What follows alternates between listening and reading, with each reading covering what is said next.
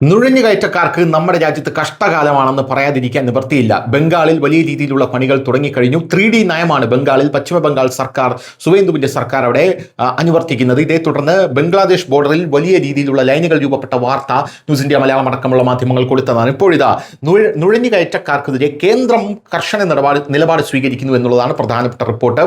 ജനസംഖ്യാപരമായ മാറ്റങ്ങളെക്കുറിച്ച് പഠിക്കാൻ ഉന്നതതല സമിതി രൂപീകരിച്ചു. ജസ്റ്റിസ് നവോലേക്കർ ഇതിന്റെ അധ്യക്ഷനാകുമെന്നുള്ളതാണ് പ്രധാനപ്പെട്ട കാര്യം.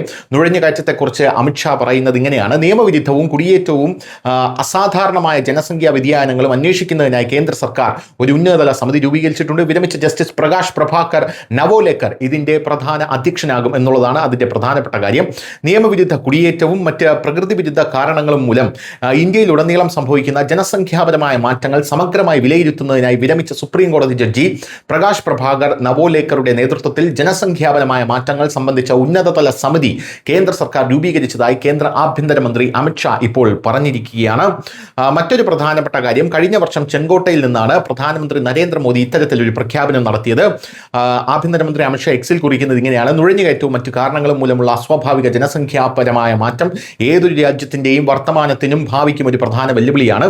ഈ വെല്ലുവിളിയെ നേരിടാൻ 2025 ഓഗസ്റ്റ് 15 പ്രധാനമന്ത്രി മോദി ജനസംഖ്യാപരമായ മാറ്റങ്ങളെക്കുറിച്ചുള്ള ഒരു ഉന്നതതല സമിതി പ്രഖ്യാപിച്ചിട്ടുണ്ട്.